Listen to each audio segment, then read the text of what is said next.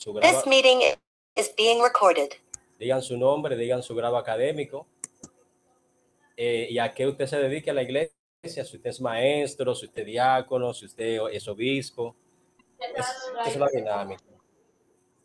Vamos a pedirle a los hermanos, por favor, que si no van a, lo que no están, si no van a hablar, ¿verdad? O sea, mientras no vaya a agotar el turno suyo, mantenga el micrófono en silencio para evitar interrupciones. Entonces, le vamos a ir dando la oportunidad a todos y cada uno de ustedes para que usted se presente, repito, de su nombre, su grado académico y su asignación ministerial, para que así nos vayamos conociendo. Ok, pueden iniciar, lo menciono aquí mismo, en el mismo orden que el que lo tengo, Flérida, Gelson y Daris. Pueden tomar la palabra. Yo soy Flérida Alcántara Santa, de la Iglesia Apostólica y Misionera Camino de Emaús. Soy maestra de profesión, tesorera de mi congregación.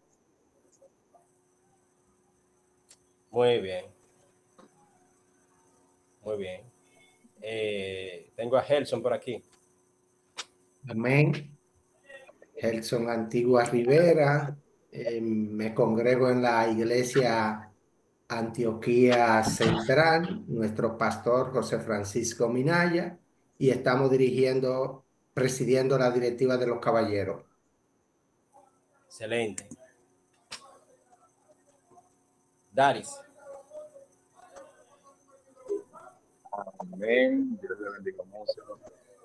Mi nombre es Daris Vázquez. Me desenvuelvo como ministro capellán. Pues también a cargo de la adoración y en los servicios. Soy ingeniero químico. Ok. Un placer, ministro. Tenemos a Paula, tenemos a Radamés, tenemos la ley, tenemos a Jonathan. Pueden ir pronunciándose según fueron mencionados. Soy Paula Necia Rodríguez. Estamos aquí pastoreando junto a mi esposo en la Iglesia de Dios Santo Domingo Norte, Villamella, y somos contables de profesión. Excelente. Ya ustedes saben lo que tienen negocio. Ahí está la hermana Paula para que le haga la auditoría. Ok. Ley.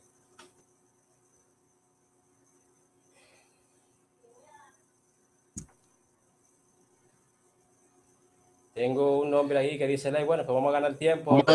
Ley es para meternos presos. Yo creo que ese es el pastor Agramonte. Cuidado, si soy yo, Ley, ay, mi madre. No, está bien, ese es mi distinguido y prestigioso hermano Héctor. Ok. Ok, tenemos entonces a Jonathan, tenemos a José Alberto, tenemos a Máxima y tenemos a Jacobo. Pueden ir pronunciándose según lo mencionado. Shalom, shalom, maestro, Iglesia Evangélica Pentecostés, Antioquía Central, junto a mi hermana Máxima y mi hermano Gelson. Desatando el código, ministro, ahí. Sí. Estamos en la vicepresidencia de los jóvenes y en la tesis final ya de arquitectura. Amén, excelente. Ya ustedes saben, los que están en construcción ahí y los que compraron solar y van a construir. Ahí tienen al arquitecto Jonathan. Ok, la persona que sigue.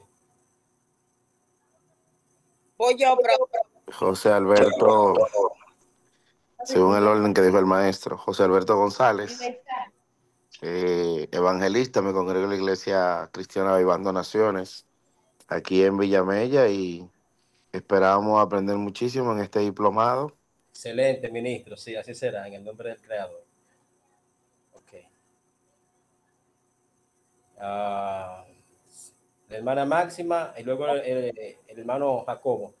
Ok, perfecto. Shalom para todos. Mi nombre es Máxima María. Me congrego en la Iglesia Pentecostal de Antioquía, ahí en Los Minas. Soy también contadora, igual que mi esposo. Hicimos un diplomado en teología y estamos estudiando actualmente cultura hebrea. Estamos aquí, profesor, ya usted sabe. Amén. Dispuesto a aprender, profesor. Sí, como siempre, así mismo. Excelente. Jacobo.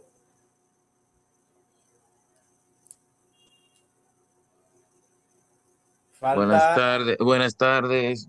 ok. Mi nombre es Jacobi Montilla. Pertenezco a la iglesia este, de Dios Unida aquí en el Almirante. Mi pastor es el maestro de acá, el decano Héctor Michel Agramonte. Soy el profeta de la casa allá en la iglesia. Y estamos acá para servirle siempre a sus órdenes. Maestro, y es Jacobi, mi nombre es Jacobi, no Jacobo. Ese es mi papá, Jacobo. Ah, Jacob, suena más cool. Jacobi. Sí, Yuri Lane. Dios le bendiga. Mi nombre es Yurilén Sepúlveda. Pertenecemos acá a la iglesia. eh,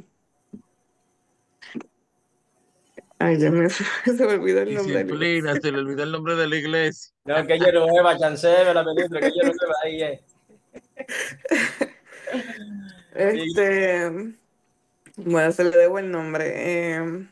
Nada, somos siervas de Jesucristo y estamos estudiando licenciatura en cultura hebrea. Dios le excelente, bendiga. excelente. Muy bien. Miguel, disculpa, me quedé yo. Rada, amén, mi hermano querido. Sí, tiene la palabra. Me estaba pena. Mi nombre es Radamés Giraldo y pertenezco a la iglesia Templo Bíblico El Olivar y allí funjo como diácono y mi profesión es ingeniería eléctrica. Ya Miguel me conoce un par de días, ¿verdad, Miguel? Sí, amén, mi jefe, mi antiguo jefe. Profe, Dígame. se me olvidó decirle que yo soy diácono de mi iglesia. Excelente. Pero ¿usted de los diáconos que vigilan o de los diáconos que aconsejan? De las dos cosas, profe. Exactamente, así es, las dos cosas. Las dos cosas, está excelente. Está bien. Bueno, señores, pues ya nos conocemos, ya ustedes oyen, ahí está Manuel Radamés, ingeniero electromecánico, ya ustedes saben, cualquier reparación de planta, ¿verdad? O instalación, ahí tienen al distinguido Radamés. Así que es bueno que digamos a las profesiones, en los grupos siempre acostumbro a eso, porque a veces parece que tenemos nosotros ciertas necesidades y no queremos acudir a los inconversos. Entonces, si hay un hermano preparado en el área que usted necesita, es mucho mejor, o debe ser así, por lo menos, ¿verdad? En ese sentido. Bueno, vamos a iniciar entonces con nuestro diplomado en el día de hoy.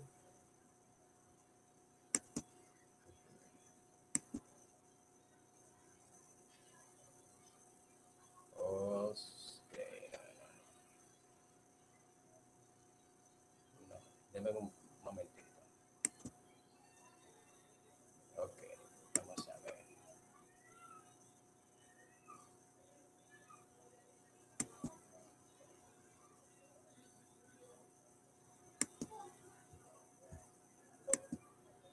Ok. ¿Ven la pantalla ahí, verdad? ¿Se ve la pantalla? Sí. Bien, excelente.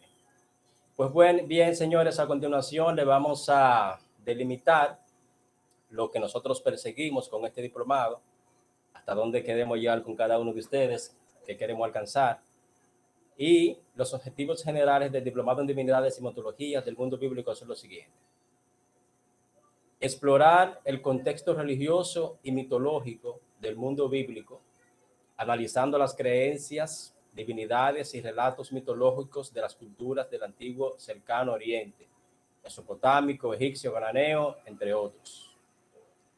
El objetivo número 2 es comprender la interacción entre la mitología y la teología bíblica, que eso, lamentablemente, esa simbiosis, ¿verdad? O no, bueno, no vamos a utilizar la palabra simbiosis, sino así tal y como dice el objetivo, la interacción entre la mitología y la teología bíblica, ¿verdad? Para muchos de nosotros es de desconocimiento o es muy ajeno en qué se relaciona la teología con la mitología. En este diplomado usted lo va a examinar y lo va a entender perfectamente. Entonces, examinando cómo las narrativas mitológicas influyeron en la formación del pensamiento religioso del judaísmo. ¿Están escuchando? Eso lo vamos a averiguar.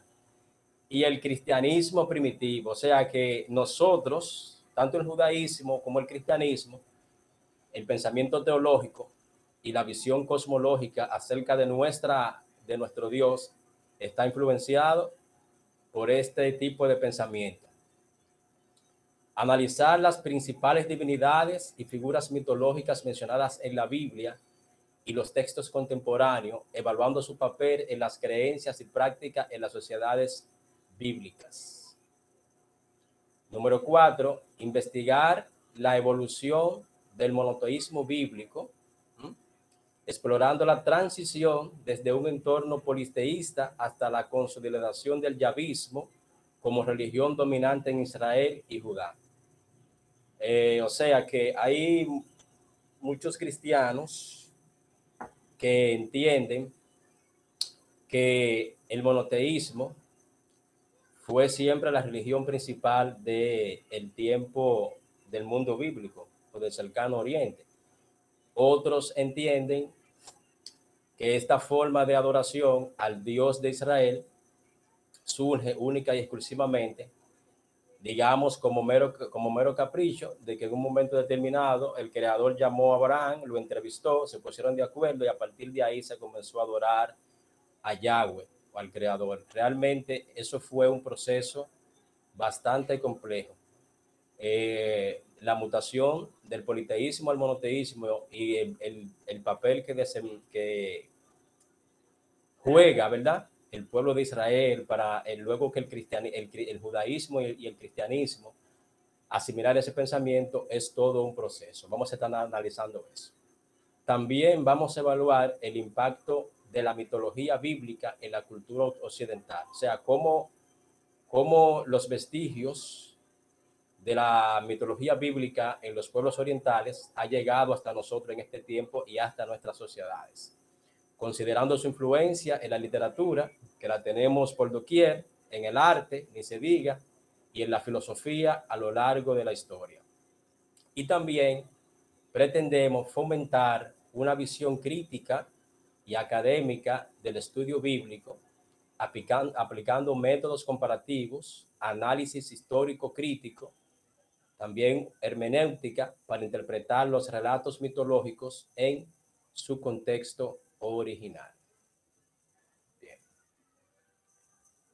Okay. Bueno, ya ustedes más o menos tienen una idea de por dónde van las cosas, qué es lo que nosotros perseguimos y hasta dónde queremos llegar con este diplomado. O sea que estamos realmente muy ambiciosos.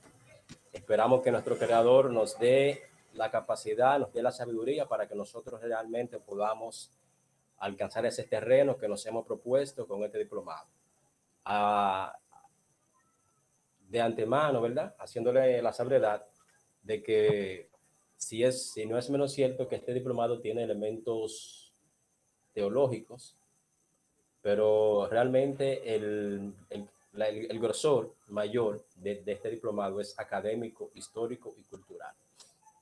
Luego que nosotros dominemos esos temas, podremos hacer entonces una mejor teología y una mejor hermenéutica, y también vamos a tener una visión totalmente diferente de las narrativas bíblicas que hasta el día de hoy, ¿verdad?, son, digamos, cuestionadas o puestas en tela de juicio por la teología liberal, por los académicos antagónicos y por ciertas ramas de la filosofía que se han dedicado a cuestionar la historicidad del texto bíblico.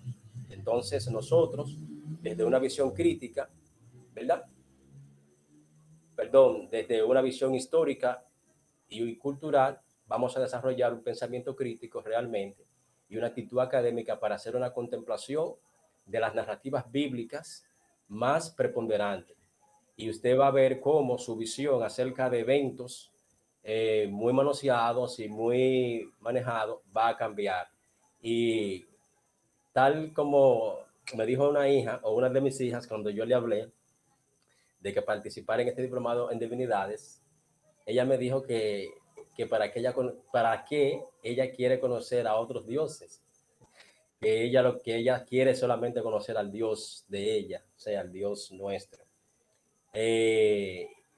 Cuando yo le referí la oferta académica a algunas personas, otras personas también me dijeron lo mismo. Algunos me lo dijeron en tono de juego, pero yo sé que en el fondo, ¿verdad?, el pensamiento prima. Y desconocen realmente que el estudio de las divinidades de los pueblos paganos lo que va a hacer es que va a brindar una visión mucho más espléndida y mucho más amplia del creador. O sea, que a partir de este diplomado, la concepción teológica en su cerebro, en su mente, en su psiquis, el concepto divino que usted va a manejar acerca de su creador va a ser, claro, obviamente en cuanto a lo académico, ¿verdad?, va a ser mucho más espléndido, mucho más amplio. Digo en cuanto a lo académico porque hay conocimientos que son experimentales, o sea, hay personas que tienen una relación con Dios, conocen a Dios mediante la oración, mediante el ayuno, mediante administración del Espíritu Santo. Eso es un tipo de conocimiento que es obviamente muy provechoso para el alma, pero también el conocimiento del creador que se adquiere mediante los estudios de otras culturas, incluso de otras divinidades. Cuando usted estudia otras divinidades, si usted viene a hacer la comparación con el creador, con el Dios que usted adora, usted ve esas diferencias, ¿verdad? Mayúscula, esas diferencias que muchas veces los antagónicos no logran ver porque no pueden. Nosotros las vemos mediante el estudio crítico y esas diferencias se alojan en el alma, se alojan en la mente, y eso va a hacer que usted se enamore más de su creador y usted se apegue más a su Dios, porque usted va a entender que al Dios al que usted le sirve es extremadamente diferente en cuanto a comportamiento, en cuanto a pensamiento, en cuanto a accionar, en cuanto a las emociones, en cuanto a todas las estructuras que humanamente un ser humano pueda definir una persona. En este sentido, nosotros vamos a poder hacer un juicio de valor crítico a favor de nuestras almas cuando nosotros veamos los beneficios de nuestro creador, de nuestro Dios, el Dios de Israel, ¿verdad?, en relación o en contrapolación a los dioses de las tierras circundantes a Israel. O sea que es bastante provechoso. Bien, iniciamos entonces. Mire, para nosotros hablar, vuelvo y repito, de cualquier disciplina, sea de historia, de prehistoria, del arte, cualquier disciplina de la ciencia que usted quiera hablar, que usted quiera desarrollar, hay que remontarse primeramente a los sumerios. Entonces, en este caso, como el diplomado es en divinidades y en mitologías del mundo antiguo, obviamente tenemos que comenzar o tenemos que iniciar con el primer pueblo que, según la arqueología y los historiadores, aparece en el mapa mundial. Entonces, nosotros debemos de tomar en cuenta que la concepción de un individuo, o sea, la forma de un individuo pensar y cómo un individuo ve la vida, está muy relacionada con los factores externos. ¿Cómo así, profesor? Bueno, le explico. La persona, por ejemplo, que nace en un país frío, ¿verdad?, donde el sol casi no sale y donde la vegetación es diferente. Deme un permiso, señor, disculpen. Sí, voy ahora.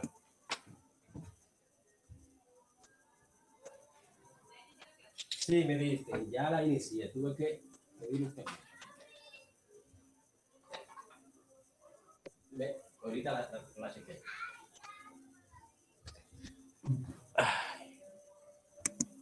Pues bien, disculpen, que era que estaba entregando un asunto. Pues bien, le decía entonces que el comportamiento de una persona está muy ligado a los factores externos. Y así como el comportamiento, ¿verdad?, de un individuo lo maniobra los factores externos, en este caso va asociado al clima, va asociado al tipo de gente con que se está relacionando, va a estar asociado a su nivel económico, un sinnúmero de factores externos que van a moldear su cosmovisión y la forma de cómo él ve la vida. Asimismo, también los factores externos moldean la visión o la cosmovisión de una sociedad o de un país en particular. Por eso usted ve que los colombianos no piensan igual que los dominicanos, la cultura es diferente, ¿verdad? Que los chinos no piensan igual que los japoneses, o sea, que las sociedades no piensan iguales. ¿Por qué? Bueno, porque las sociedades, vuelvo y les repito, piensan y se comportan de acuerdo a los factores externos que las rodean y esos factores externos van moldeando su visión. Por lo tanto, nosotros, para tratar de entender las sociedades bíblicas, en este caso la Sumeria, tenemos que analizar su geografía. Ok, cuando nosotros hablamos de los sumerios, la gente, o de Mesopotamia específicamente, la gente lo asocia mucho con los egipcios, ¿verdad?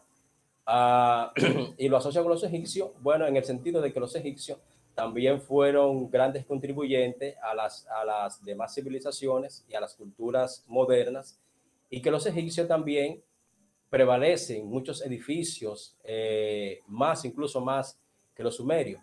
Pero en este estudio que vamos a hacer, en esta narrativa que vamos a investigar, nos vamos a dar cuenta que el pensamiento es totalmente diferente y se debe el pensamiento de la mitología. O sea, aunque los egipcios son influenciados, obviamente, por los sumerios, pero vemos cómo la cosmovisión de ellos hacia las mismas deidades van cambiando. Y cómo los egipcios hacen una teología, una hermenéutica en sus divinidades muy diferente a como la hacen los sumerios, y eso se debe a los factores externos que los rodeaban. Me explico. Vamos a iniciar con los sumerios. Por ejemplo, Sumeria, ¿verdad? En este caso, o sea, Mesopotamia, pero en este caso nos ubicamos en Sumeria. Mesopotamia estaba entre la planicie del río Tigris y del río Éufrates, a diferencia de los egipcios que estaban en los bordes del río Nilo. Haciendo un paralelismo para ver las diferencias en la concepción del pensamiento, los egipcios, cuando llovía, ¿verdad? Que el Nilo se desbordaba, lo que quedaba era, digamos, un terreno fangoso que le facilitaba a los egipcios la siembra de todas sus semillas. Y los egipcios, después que llovía o que el río de cuando en vez se desbordaba, en vez de afectar su sociedad o su comunidad o la comunidad trabajadora, lo que hacía era que le facilitaba el trabajo y los egipcios podían, ¿verdad? Con mucha facilidad, pues comenzar a sembrar sus semillas, y esto producía, ¿verdad? Un excedente y una forma de sustento para todas sus sociedades. Ahora, ¿cuál es la diferencia en este sentido? Que en este caso en Sumer o en Mesopotamia, a diferencia de los egipcios, el río Tigris y el Éufrates son ríos extremadamente violentos. Entonces, ¿cómo pasaba el proceso? Bueno, que habían unos témpanos de hielos que de cada 10, según los historiadores, cada 10, entre 10, 12, 15 años, se descongelaban y los ríos entonces se desbordaban. ¿Y qué pasaba cuando se desbordaban esos ríos? Bueno, que todos los canales que los sumerios habían hecho se destruían. Se destruían las casas, se destruían los canales de riego, se destruían la siembra. Entonces, eso hacía que los sumerios, a diferencia de los egipcios, fueran una sociedad bastante laboriosa, muy laboriosa. Entonces, a partir de ese comportamiento, a partir de esa experiencia que ellos tienen entonces una concepción teológica en su mitología de que Dios, o de que las divinidades, en este caso Marduk, el principal dios del panteón sumerio, realmente él hizo al hombre para el trabajo. O sea, los sumerios tenían en su cosmovisión asociada a su teología que el hombre fue hecho por los dioses para el trabajo, a diferencia de los egipcios, ¿verdad? Que no pensaban así porque estaban más cómodos, pero los sumerios, como eran tan laboriosos que cada X tiempo tenían que trabajar, o sea, prácticamente iniciar de nuevo con sus tierras, ese comportamiento hace que ellos asocien su teología o su pensamiento en cuanto a las divinidades, y ellos entiendan y plasmen y crean que los dioses hicieron al hombre para el trabajo. Ok. Seguimos analizando o seguimos interactuando. Miren, por ejemplo, Sumeria, ¿verdad? Era, como le decía antes, una llanura, y según los historiadores y la arqueología moderna se ha comprobado que no había edificios. O sea, cuando ellos se plantaron ahí, ¿verdad? Se cree, hay opiniones encontradas en cuanto a eso, porque se cree que ellos vinieron del norte de África, y otros eruditos piensan que ellos vinieron de la India por la similitud que hay en los idiomas, pero realmente no se sabe de dónde vinieron los sumerios. O sea, sí sabe que se asentaron en esa planicie. Bueno, ¿qué pasa cuando se asientan en la planicie? Bueno, no había, digamos, edificio, ¿verdad? Y no había ningún tipo de organización. Entonces, eso pasa aproximadamente en el 4º milenio antes de Cristo, en una transición, ¿verdad? De la edad de piedra a la edad de bronce. En este caso, la edad de los metales. Lo que facilita a los sumerios la creación de herramientas para ello hacer sus canales de riego y para ello organizar sus sociedades. Bueno, pues entonces Sumeria iba creciendo, ¿verdad? Mediante la agricultura. ¿Y qué pasa? Cuando ellos se ven bastante, digamos, bastante amplio, nace un concepto. ¿Y cuál es el concepto que nace? Bueno, el concepto de lo que nosotros conocemos como el concepto de jefe. Entonces, el concepto de liderazgo nace ahí en Sumeria. Ya cuando están organizados en ciudades-estados, se hace necesario una persona que dirija entonces a las ciudades-estados.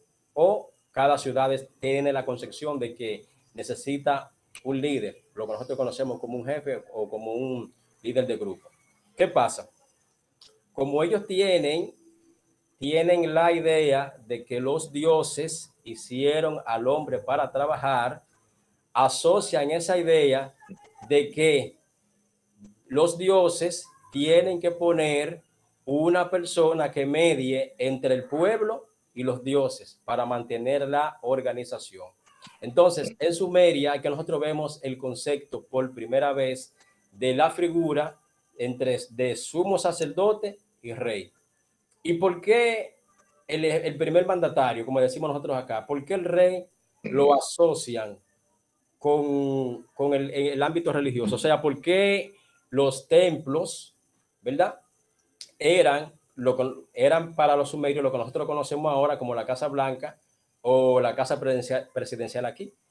En ese sentido, los templos eran centros religiosos y centros políticos, porque los jefes o los líderes de grupo convencieron a las sociedades sumerias de que los gobernantes eran puestos por los dioses y que los dioses se encarnaban en los gobernantes para manifestar su voluntad. Entonces, los dioses mandaban, ¿verdad?, a través de los gobernantes, y por eso se unía el factor político y el factor religioso. Entonces, vemos en Sumeria el concepto de sumo sacerdote y rey. O sea, los reyes, los mandatarios, eran los que mandaban al pueblo y también era lo que administraban en el sentido religioso.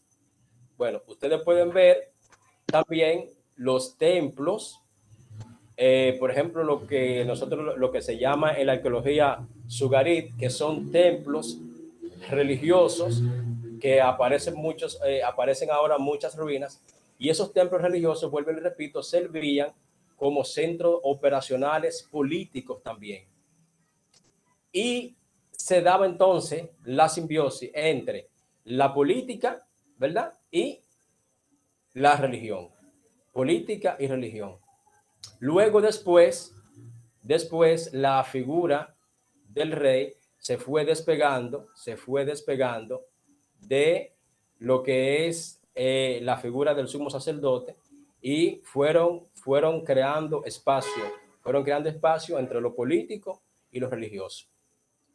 Pero algo muy importante que nosotros tenemos que ir analizando, señores, es que los sumerios, su cultura, su creencia y los dioses que ellos tenían en su panteón, esos dioses van a venir a influenciar todas las civilizaciones, incluso hasta la llegada de Alejandro Magno. Y se dice, y digo todas las civilizaciones porque a continuación le voy a contar de una historia que se comulga mucho con la historia de Moisés, que todavía en los tiempos de Alejandro se venía hablando de eso. Entonces, por ejemplo, los sumerios, una sociedad, ¿verdad?, que ya estaba organizada, se entiende que los sumerios, según los arqueólogos, fueron los primeros en, digamos, en inventar, por así decirlo, la escritura. Y los sumerios, a diferencia de los egipcios, que los egipcios manejaban el papiro, los sumerios lo que manejaban era tablas de arcilla.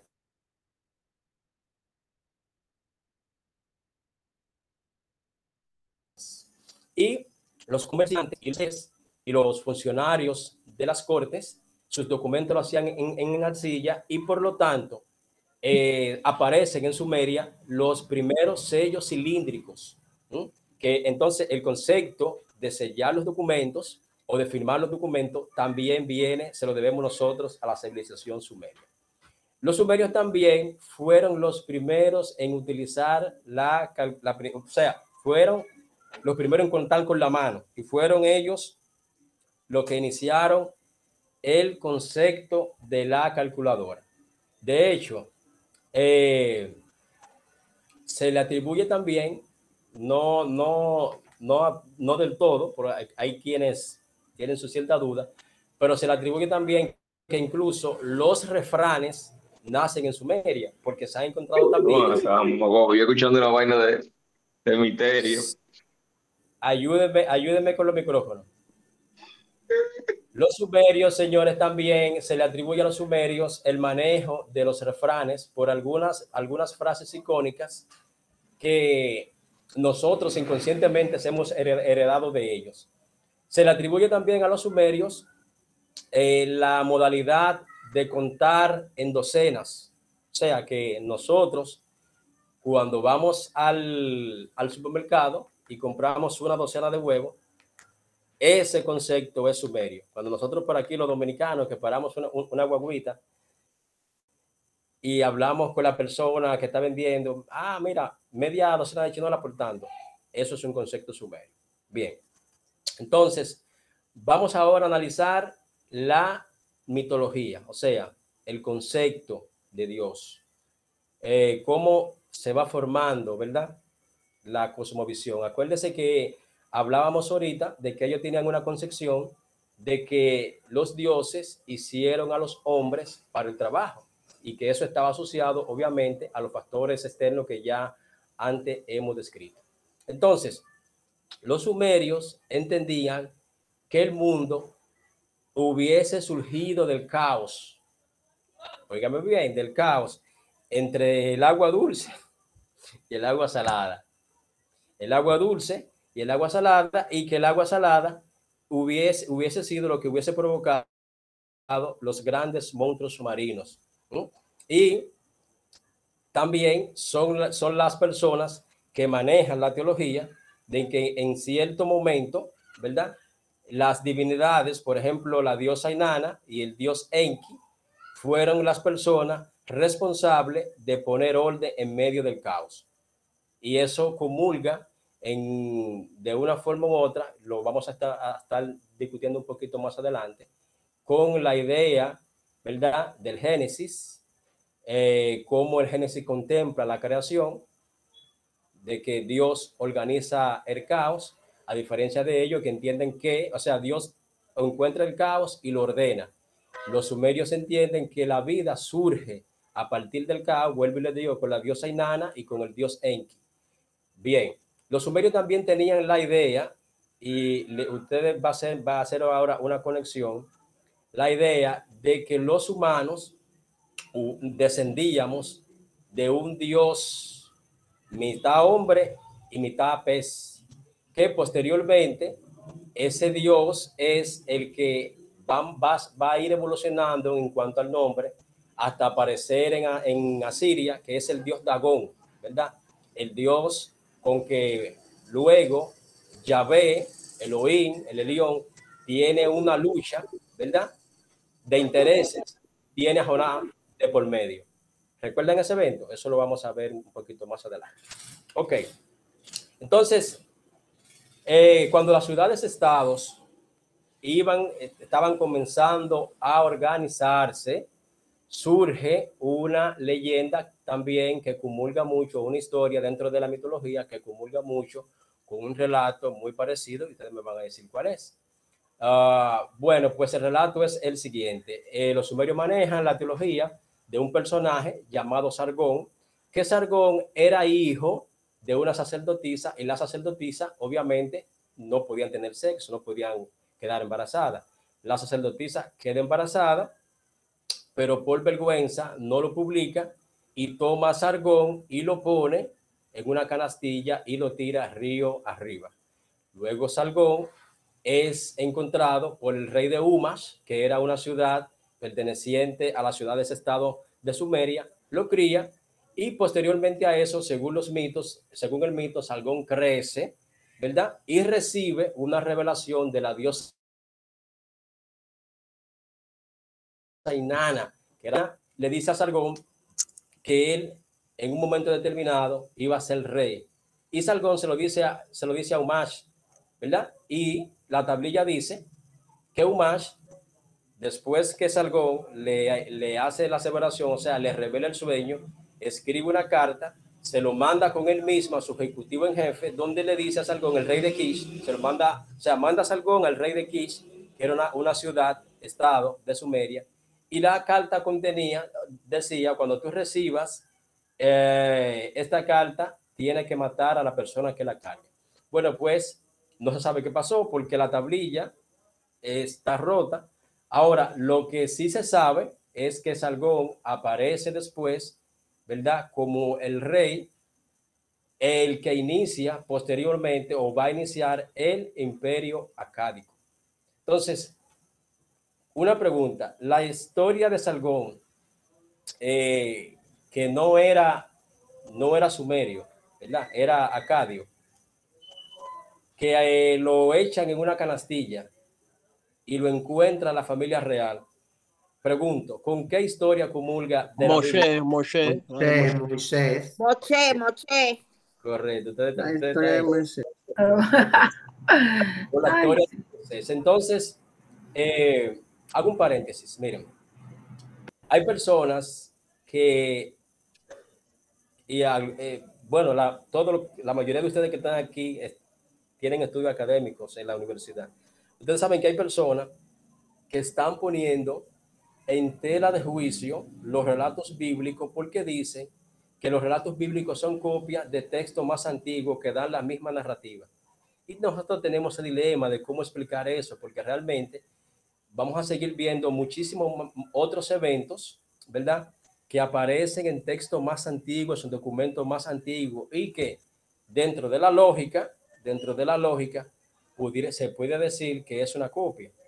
Obviamente, cuando usted analiza todas las opiniones o todas las narrativas de las otras literaturas sagradas y la contemplación que hace el texto bíblico, se van a ver una inmensa diferencia. Y esas diferencias que se observan son las que nosotros vamos a aprender aquí, para que cuando nos quieran demeritar el texto bíblico, cuando quieran demeritar las escrituras, por esa vía, haciendo una correlación con los textos más antiguos y los eventos que la Biblia ya, las Sagradas Escrituras, ha determinado, nosotros podamos hacer una apología científica y elegante acerca de las Escrituras. ¿Correcto? Bien.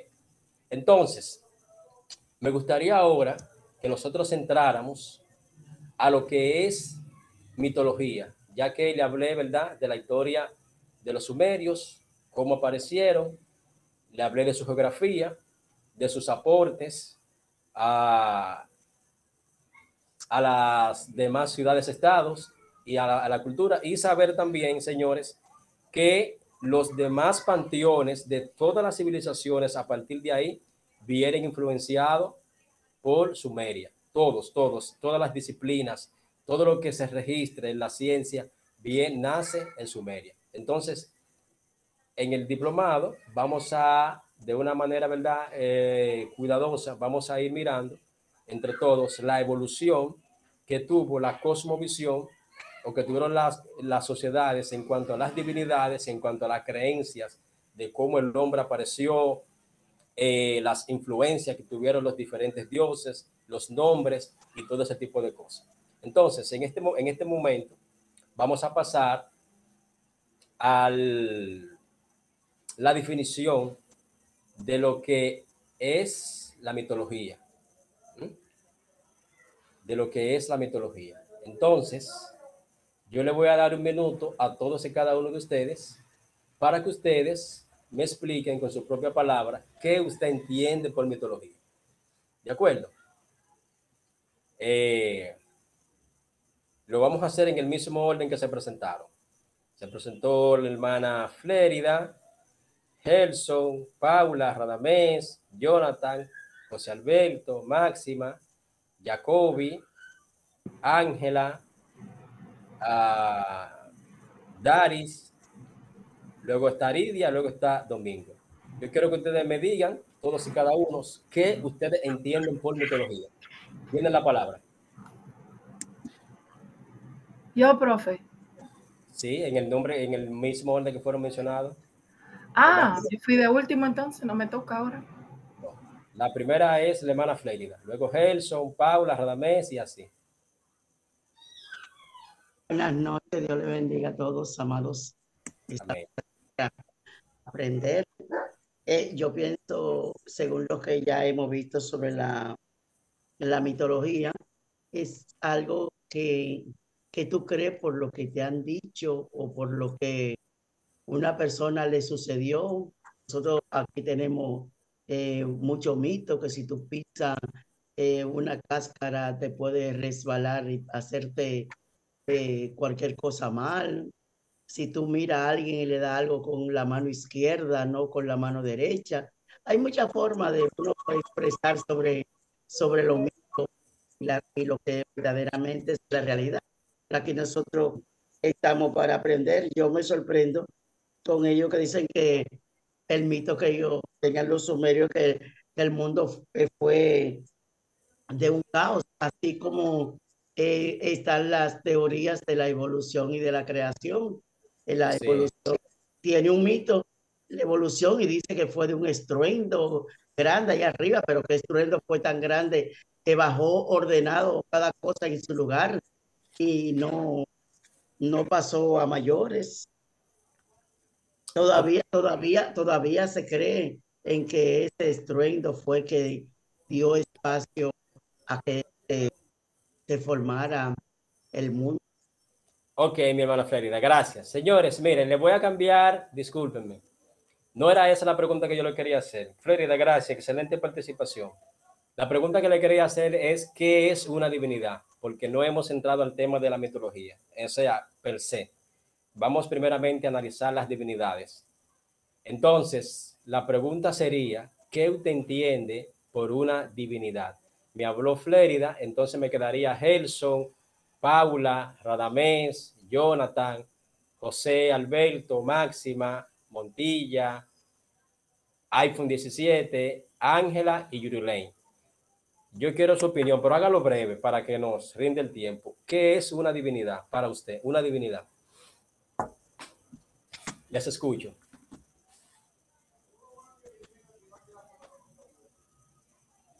Señores, les escucho. Bueno, Perfecto. yo soy como la... bueno. Profe, Dígame. es algo como ser esencia de Dios. Una divinidad. Dice Gerson que es la esencia de Dios. Okay. Yo lo voy a ayudar, yo lo voy a ir mencionando porque ustedes presten atención.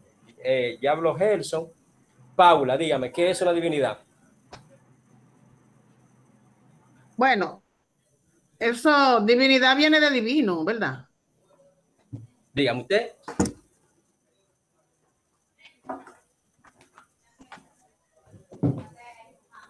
Dígame, Paula.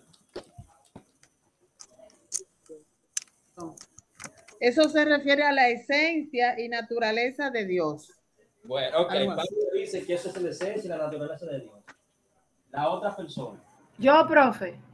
Sí. Dígame, ¿qué es una divinidad para usted? Bueno, una divinidad es como un ser que se le atribuyen, así como en mi palabra, se le atribuyen poderes, se le atribuyen grandeza, se le atribuyen cosas. ¿Cómo? Los micrófonos. Siga, Silva. Sí, se le atribuyen poderes que no tiene una persona normal. Se refiere a un ser supremo, divinidad. Dice que a menudo requiere como que adoración, reverencia y religiosa. Es algo que es como un Dios para quien cree que es un Dios. Ok, está bien, mi hermano. Ok. Paula, dígame, Paula, ¿qué es una divinidad? Yo termino de decirle, profe. Discúlpeme. Mi distinguido hermano Radamés Hiraldo.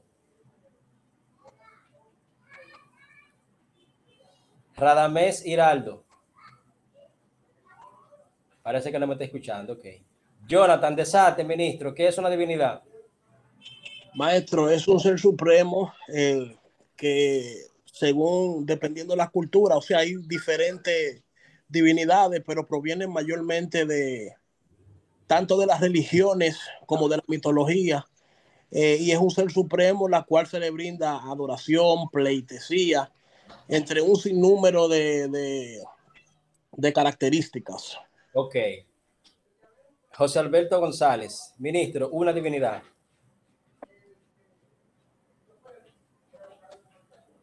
José Alberto González. Maestro, no, ahora mismo no daré mi aportación, solamente estoy escuchando. Ok, ministro. Pero tiene la idea, por lo menos. Así es, ministro, así es. ¿Tiene una idea? Sí, señor. Pero me interesa saberla, ministro, pues eso es lo que yo quiero. No es Pastor, esto no es fácil. no que Bueno, me mire, haga pues, una ¿qué? tesis. Una divinidad, ¿verdad? Entendemos que es un ser al cual se le ha dado un ser que se le rinde culto, un ser superior, sobrenatural, ¿verdad? Que se considera que puede hacer algo por un ser inferior. Muy bien, excelente. Ministro Jacobi Montilla. Jacobi. Una divinidad es una esencia de Dios, un ser supremo al cual se le rinde pleitesía o adoración, depende de qué tipo de Dios sea. Ok. iPhone 17, ¿quién es? Perfecto. Mi nombre es Rafael, que tiene el número del celular. Para mí, para llamar su mi atención. entender, buenas noches, una divinidad es algo, un ser o una cosa que tiene una naturaleza divina. Puede ser una deidad o algo que tenga una esencia superior a la humana. Es mi entender. Muy bien. Dari Vázquez.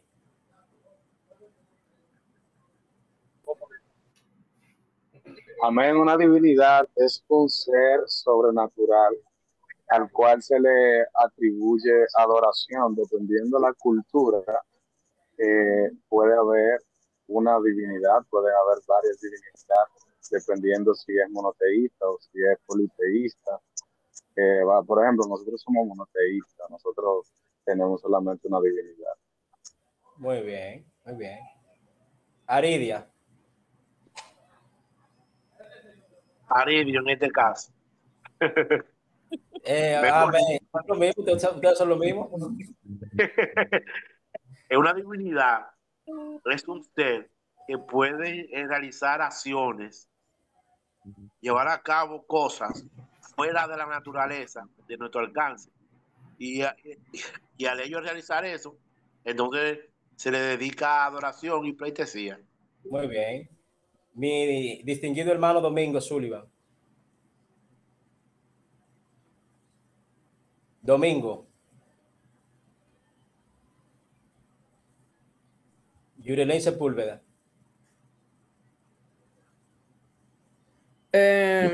Para mí es un Amén. ser que se le brinda reverencia y adoración. Muy bien.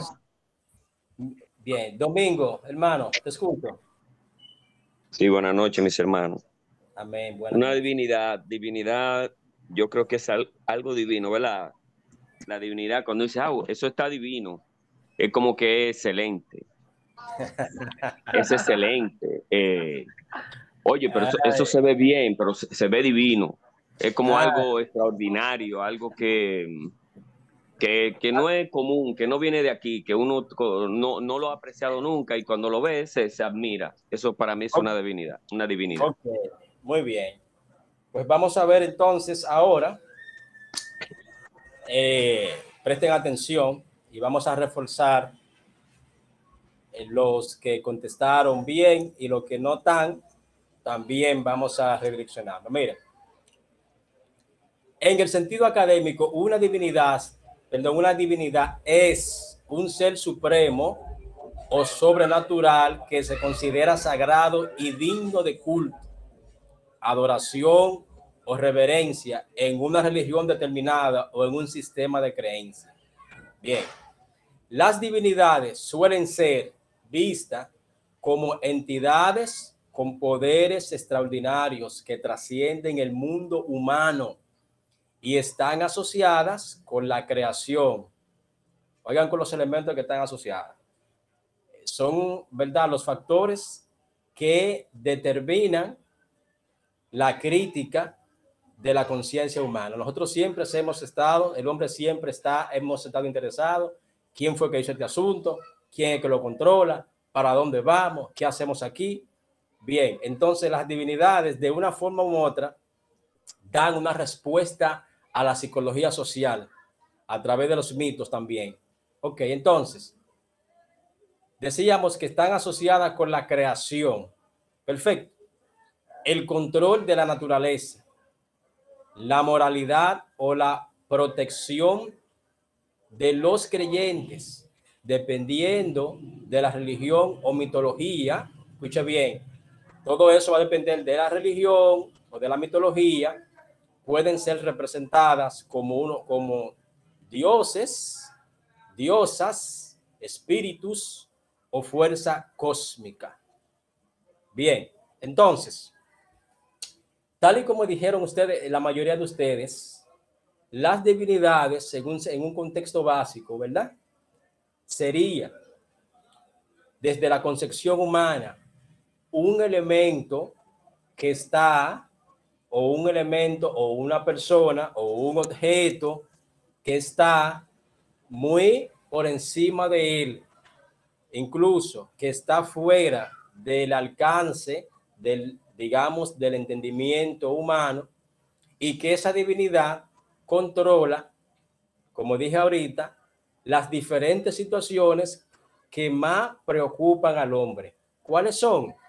Bueno, la creación es lo que los científicos y los académicos se han devanado los sesos a través de los siglos acerca de quién creó esto, cómo se creó, ¿verdad?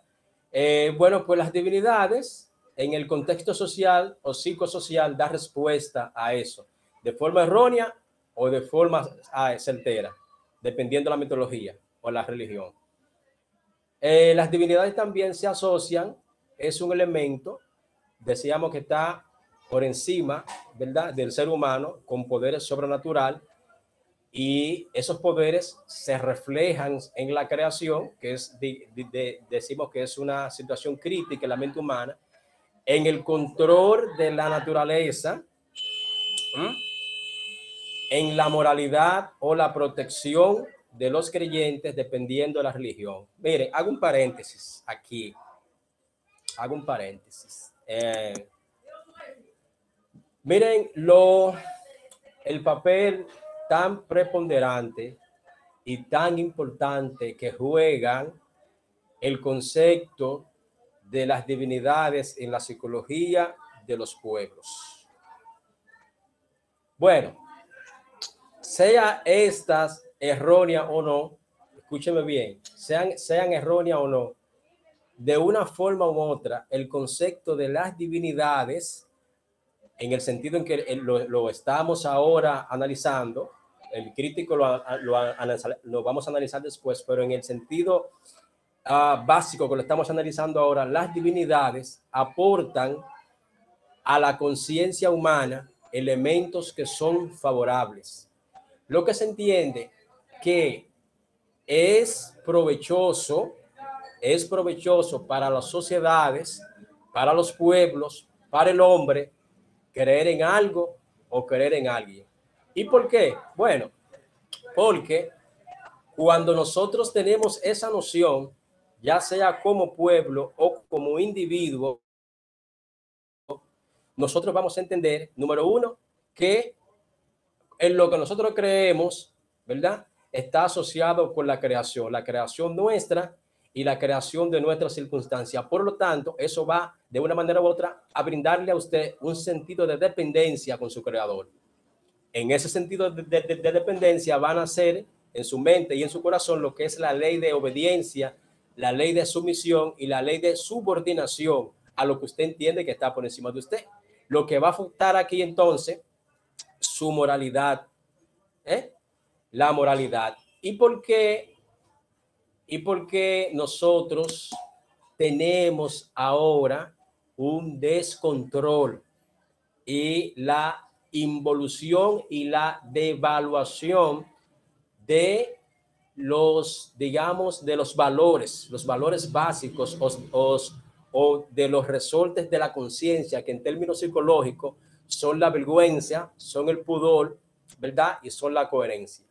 Cuando el hombre comienza a involucionar, bueno, específicamente, cuando el hombre entiende que él es absoluto y cuando el hombre desvía, ¿verdad?, de su mente, de su psicología, toda atención a un ser creador. En este caso, nosotros que somos cristianos, ¿verdad? Nosotros que somos cristianos, pues al Dios bíblico, al Dios de los cristianos. Pero en este momento no estamos lejos de estudiar el Dios nuestro.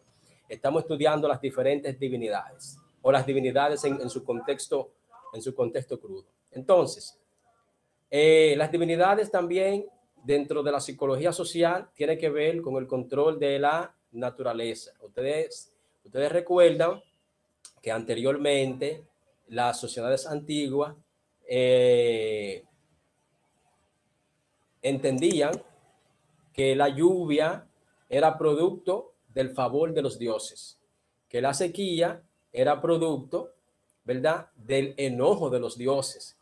Y asociaban el éxito de la agricultura y en ese tiempo más del 80, digamos, por así decirlo, 80, 70% de las economías sociales dependían de la agricultura. Entonces, cuando había temas con el sentido de la lluvia, las sociedades entendían que los dioses estaban airados y por eso, lo vamos a ver más adelante, usted va a ver en el escenario bíblico comportamientos extraños del pueblo de Israel y de los pueblos circundantes con relación a las divinidades, eventos, ¿verdad?, que están ahí narrados en la Biblia, pero cuando nosotros a través de este estudio lo vamos a ver desde el trasfondo cultural y mitológico, y usted le va a encontrar más sentido, por ejemplo, al comportamiento de la narrativa bíblica cuando menciona a Elías y a los 450 profetas de Baales, ¿verdad? El caso de Jonás y muchos otros casos que envuelven divinidades. Usted va a entender ahora el comportamiento de esos pueblos, porque esos pueblos se manejaban de esa manera, y también el comportamiento del pueblo de Israel en tiempos donde se desviaba y el juicio del Creador le visitaba. Todo eso se entiende a la luz de el estudio crítico de las divinidades. Entonces, algo también que, y cae ya dentro de lo que es la filosofía, que es la moralidad, señores. O la protección, la moralidad que va de la mano con la protección de los creyentes, y esto va a depender, vuelvo y le digo, de la religión o de la mitología. Pero sea cual sea, miren, sean cual sea la religión y la mitología que se maneje en esa religión, si la religión aporta, la mayoría de las religiones, estadísticamente, hace un aporte a lo que es la moralidad. Y el hecho de que un creyente o de que un adepto entienda que al Dios que él ora, busca, ayuna o sirve, tiene a ese Dios, asume un compromiso moral con él y lo protege, bueno, pues ese pensamiento obviamente va a moldear su comportamiento. Y eso precisamente es lo que hace falta en las sociedades modernas que tenemos, que el humanismo, ¿verdad? Y el individualismo ha venido castrando esta idea, la idea de la protección del creador en sus criaturas. Y el humanismo y el individualismo, ¿verdad?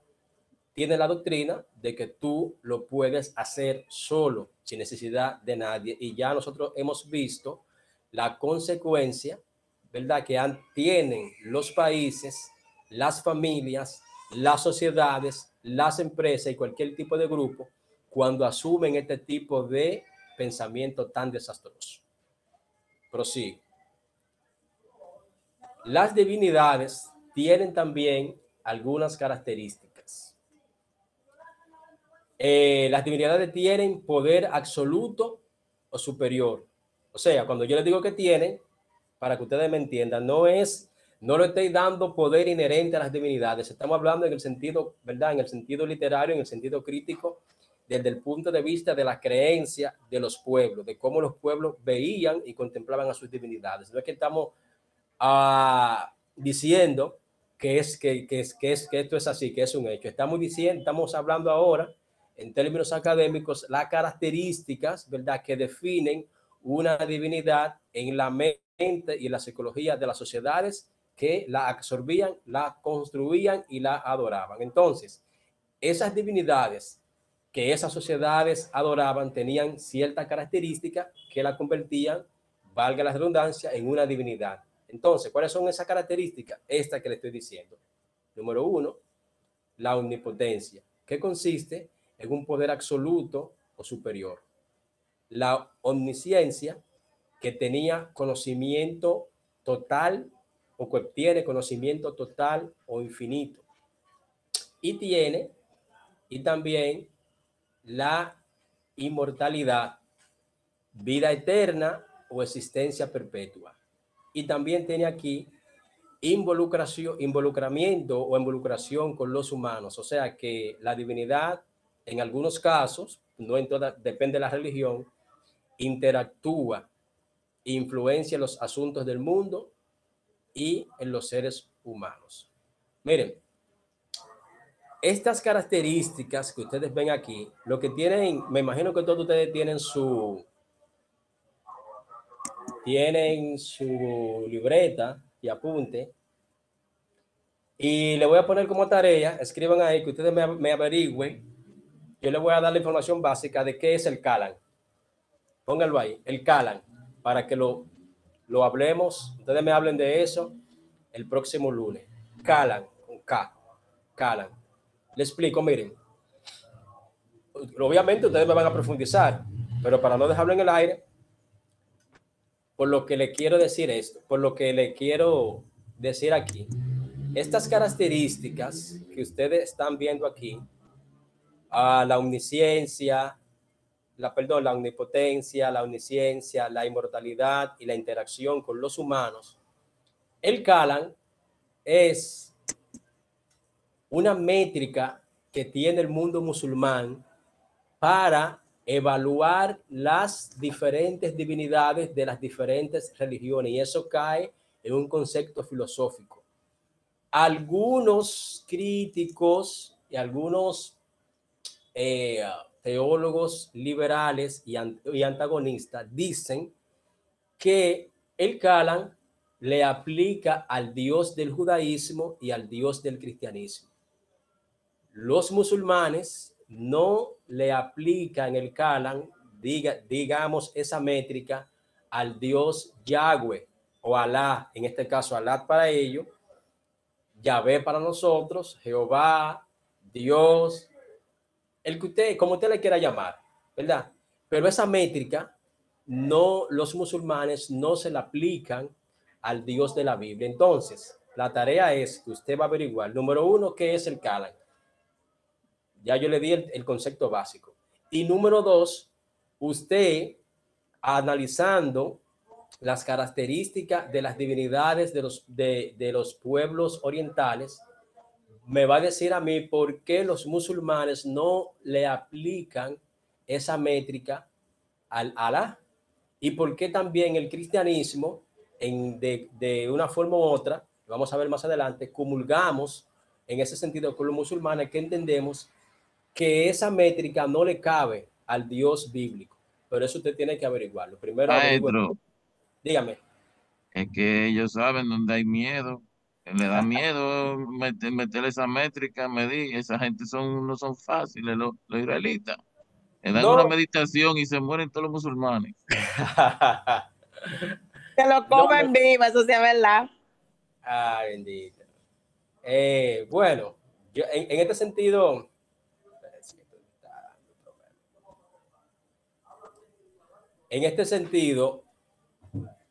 si decimos que es una métrica, ¿verdad? Que es un parámetro, es una herramienta académica, ¿verdad? Vendría siendo, para que usted entienda, como un termómetro que usted le pone en la boca a una persona para medir la temperatura del cuerpo. Entonces, obviamente, me imagino que hay criaturas que eso no se le puede hacer. Entonces, no es un asunto realmente de miedo en el contexto político, es un asunto de valoración al Dios que ellos adoran. O sea, ¿por qué el Kalam no se aplica al creador? Hay que ver si dentro de la concepción musulmana el creador está por encima de estos atributos, está por debajo. Eso es lo que yo quiero que ustedes me averigüen. Primeramente, ¿qué es? Y por debajo no puede estar. bueno, pero eso yo quiero que ustedes me lo averigüen. O sea, que ustedes, ¿verdad? En sus estudios, en sus investigaciones, ustedes lo hagan. Entonces, en las religiones monoteístas, como en el cristianismo. Profe, discúlpeme, dígame la otra pregunta para investigar. La pregunta es, ¿qué es el Kalam? Sí, tengo esa, la otra, la siguiente. Y entonces me van a averiguar por qué el Kalam no es, o sea, si el Kalam se puede aplicar al Dios bíblico, al Dios de Israel, que viene siendo el Dios del cristianismo, el Dios del judaísmo y el Dios de los musulmanes, en el caso de ellos, con el nombre de Alá. Ok, ¿qué es el Kalam? Y si se le puede aplicar al Dios bíblico. Bien, entonces nos quedan una media hora. En las religiones monoteístas, como el cristianismo, el islam y el judaísmo, se adora una única divinidad. Ustedes saben eso, ¿verdad? Dios, Alá, Yahweh, el Eterno, el Elión, el Shaddai, el Adonai, como usted lo quiera llamar. Pero nosotros adoramos una sola divinidad, el Creador en este caso, como yo le digo. Mientras que en las religiones politeístas, como el hinduismo, la mitología griega, la egipcia, se veneran múltiples divinidades. Toda esa mitología ustedes saben que la vamos a estudiar. Ok, déjame un chance.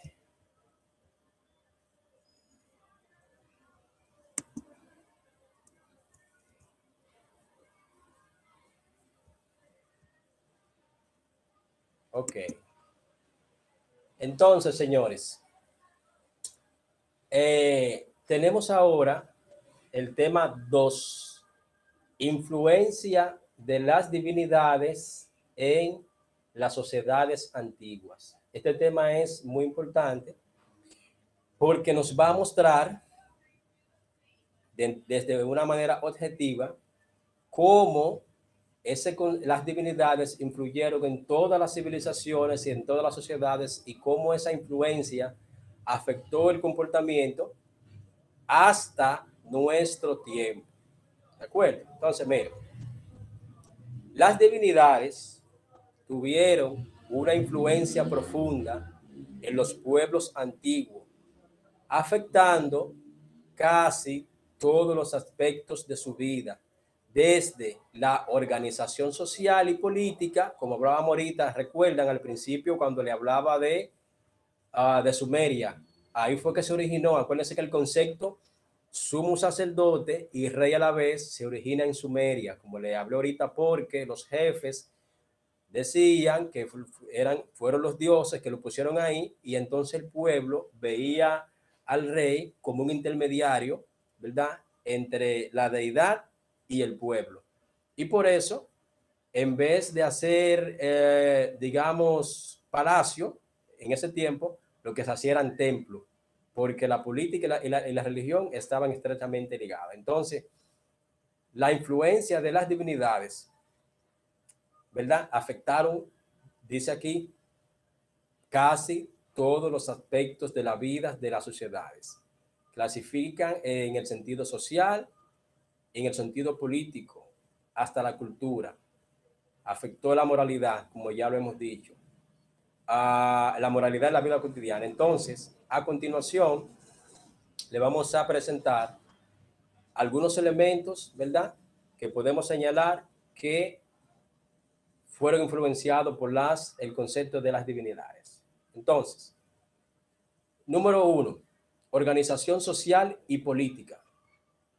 Entonces, legitimización del poder. Los líderes y gobernantes a menudo, presten atención a esto, justificaban su autoridad a través de la conexión con las divinidades.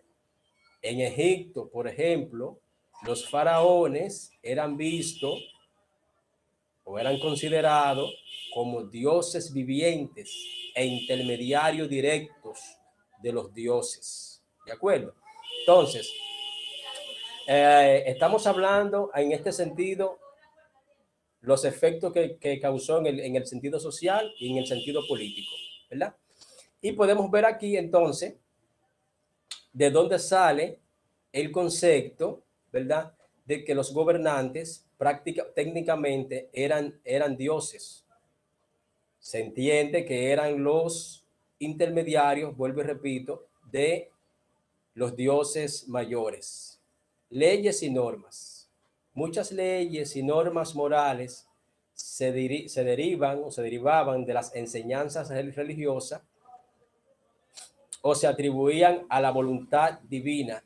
En el caso del Código de Hammurabi en Babilonia, se decía que las leyes fueron dadas por Marduk. Señores, miren, aquí en este sentido,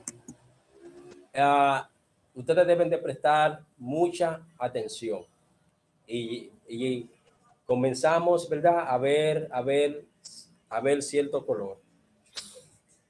Estamos hablando de que el concepto de las divinidades afectó en términos políticos, ¿verdad?, políticos y sociales a las sociedades.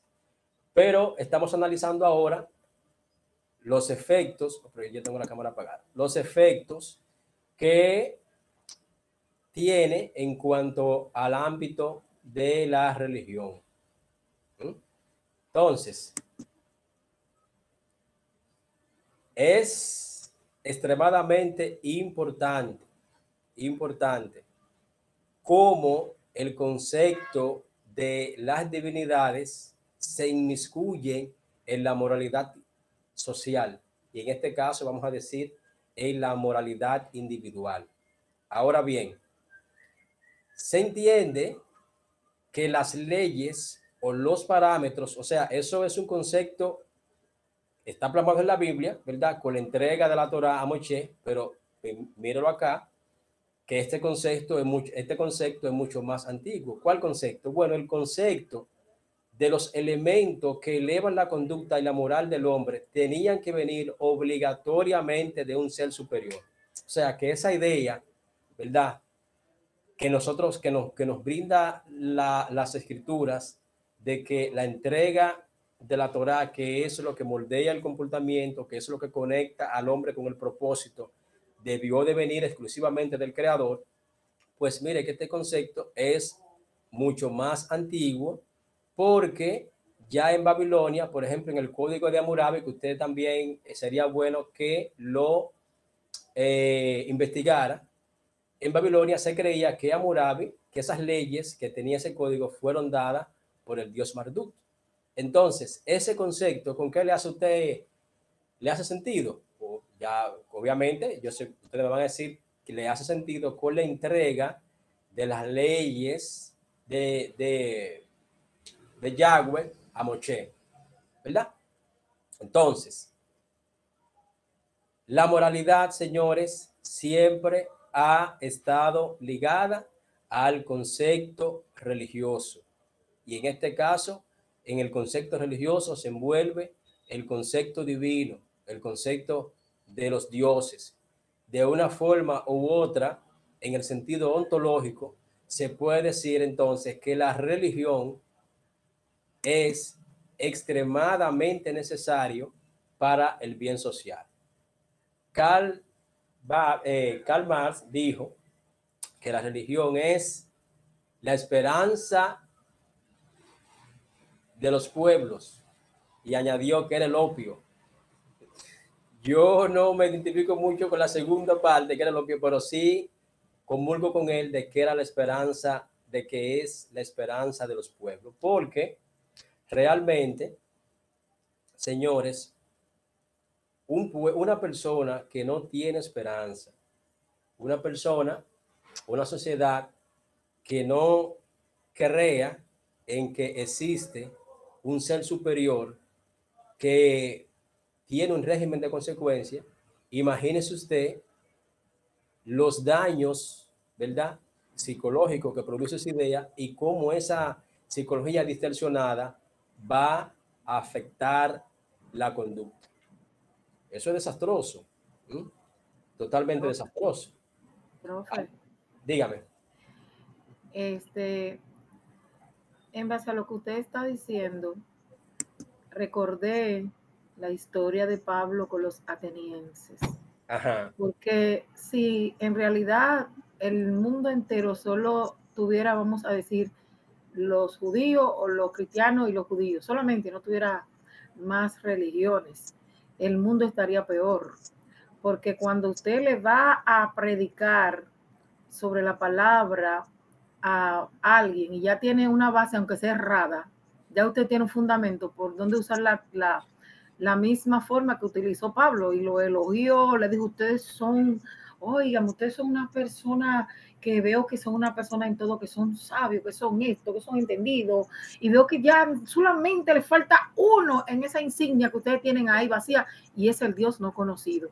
Y cuando usted encuentra una persona que tiene una base, aunque sea errada, la sabiduría de Dios le ayuda a que esa persona ya tiene una base, aunque sea errada, pero tiene una base. Correcto. Para usted comenzar a introducirle al Dios verdadero, porque no está completamente ajeno a hablando de divinidad o de Dios.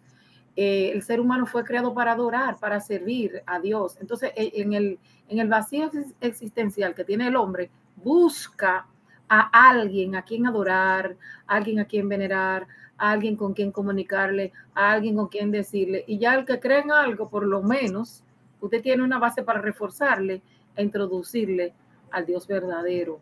Okay. Eso es lo que yo estaba. Señores, ¿quién comulga con Ángela? Entonces, porque yo les digo, vamos a analizar este tema, porque el cristianismo tradicional quiere matar a nuestros hermanos católicos. Dicen que nuestros hermanos católicos se van para el infierno, y cualquier otra religión, yo vengo del pentecostalismo clásico, ¿verdad?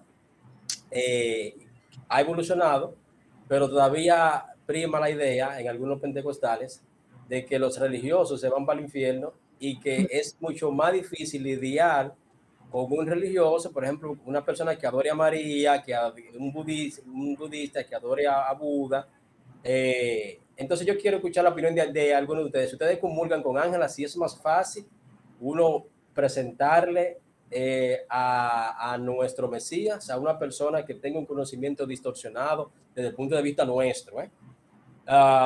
Si es más fácil uno hablar con una persona que tenga otra religión, o es más fácil convencerlo a una persona que no crea en absolutamente nada. Yo creo, profe, que Dígame. es más sencillo a veces tratar con el que no tiene ninguna creencia, porque esa gente que ya tiene una creencia plasmada en su mente y creen en algo, eso es tratar de formatear a esa gente para que crean ya que eso no es real o que eso está equivocado, que hay una situación ahí, que debemos creer diferente, se hace difícil. Incluso usted lo puede ver en esos mismos cristianos, como usted dice, venimos de los pentecostales tradicionales de allá atrás, ¿verdad? Donde esos que condenaban todo en la vida, que tú reírte mucho. Yo recuerdo que a mí me pusieron una disciplina porque me encontraron riéndome de algo que había pasado en el momento. Yo me reí con todo el gusto y me pusieron una disciplina por eso. Entonces, es más difícil convencer a esa gente que ya tienen una creencia que aquellos que no creen en él, para mí.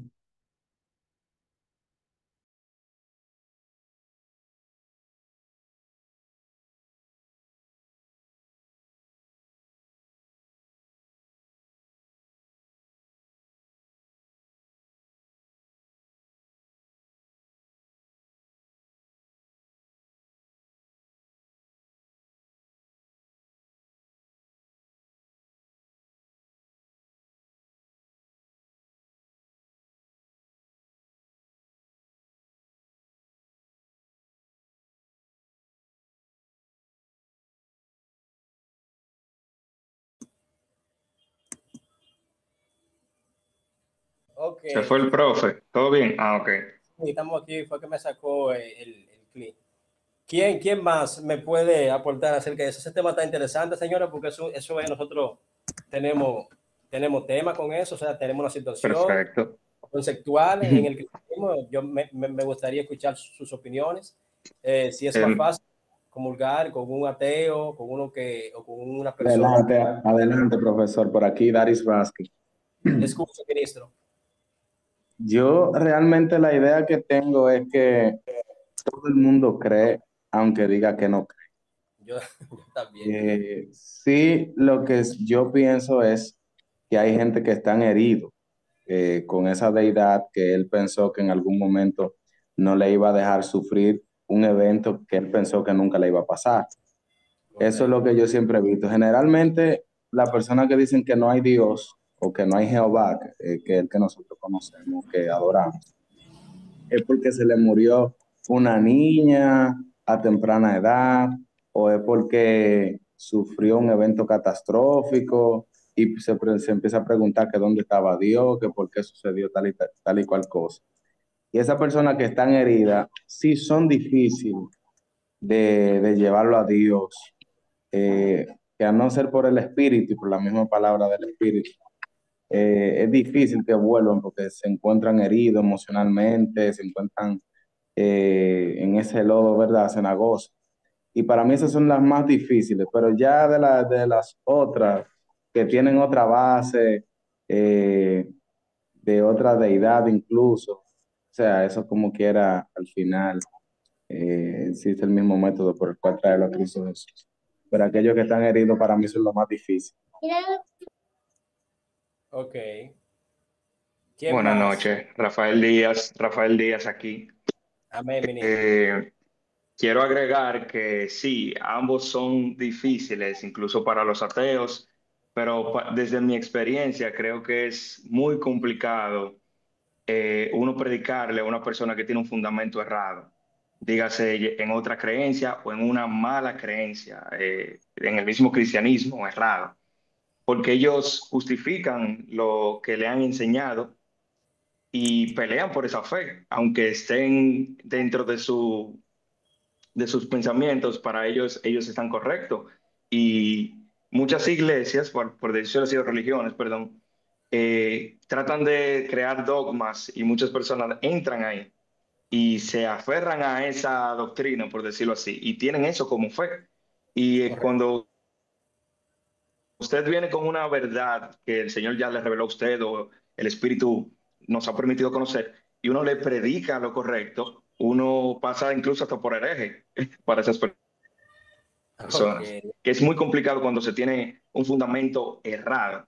Yo creo que un corazón dolido, así como muchos ateos o personas que no creen en Dios, nuestro consolador se encarga de hacer su parte. Pero una persona que conoce la palabra de manera errada, para mi entender, es muy, muy, muy difícil. Es más complejo, según usted. Sí, claro, para mi entender, claro. ¿Otra opinión? Y cerramos en este tema con eso. Me Maestro, gustaría escuchar. Dígame, ministro. yo creo que lo difícil es en realidad no tener una estrategia de enseñanza y Exactamente. andar con una mentalidad prejuiciada a predicarle o enseñarle algo a alguien.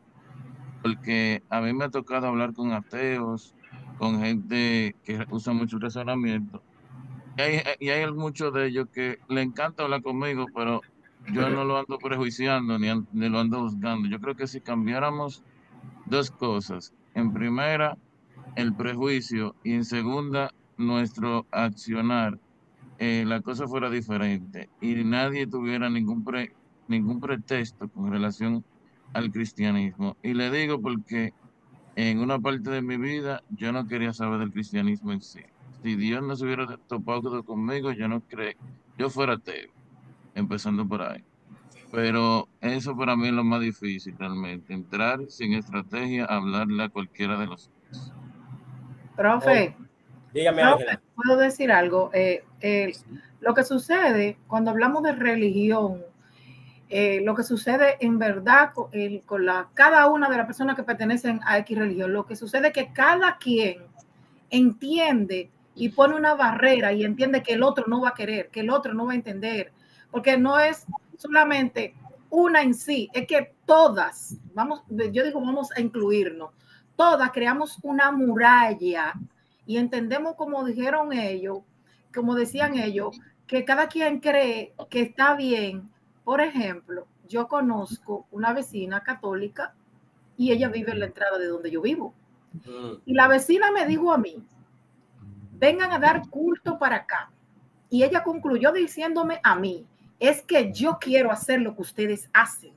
Amén. Yo quiero eso, cantar, predicar, porque al final ellos entienden. Aunque nosotros seamos torpes, dice la Biblia, no nos vamos a extraviar. Aunque vea usted lo que vea, nosotros no nos, ellos saben dónde está Dios. Ellos saben dónde está la esencia de Dios. Ellos saben todito.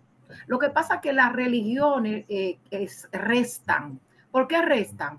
Las religiones en sí restan, porque las religiones ponen, tiene que ser a mi manera, tiene que ser a mi forma, y lo que hacen es que limitan la esencia de lo que Dios es y quiere hacer en cada uno, y todos ponemos muralla. Yo no hablo con el adventista, yo no hablo con el pentecostal, yo no hablo con el testigo de Jehová, y mira, yo hablo con todo, y a mí ninguno me ha quitado nada, ni me ha arrestado, porque yo sé quién soy, a quién le creí. Entonces lo que falta es identidad. Identidad es lo que falta muchas veces en nosotros los cristianos evangélicos. Como no tenemos identidad, muchos no la tienen ni saben quiénes son, no se atreven a predicarle a otra persona. Porque yo estoy dando culto todos los viernes en la casa de una católica. Gracias, hermana Ángela. Gracias. Miguel, hermano Miguel. Ajá. Yo corroboro con la hermana, pero me voy un chin lejos. En la antigüedad, la palabra revela de mucho desafío, mucho duelo que tuvieron nuestros mártires que están plasmados ahí en la palabra del Señor. Y Dios siempre respaldó su palabra y respaldó a su pueblo y a sus hijos. Entonces yo creo que es mejor nosotros enfrentar a esas personas que creen en otras religiones, no con nuestra fuerza, sino con la palabra. Porque hasta el día de hoy, yo creo para mí, porque lo he vivido, el Señor respalda su palabra. Yo he tenido encuentros con personas que creen en otras religiones. Y créanme, que no he sido yo que he hablado a través de mí, sino que el mismo Dios le ha hablado, que yo ni sé lo que yo le he dicho.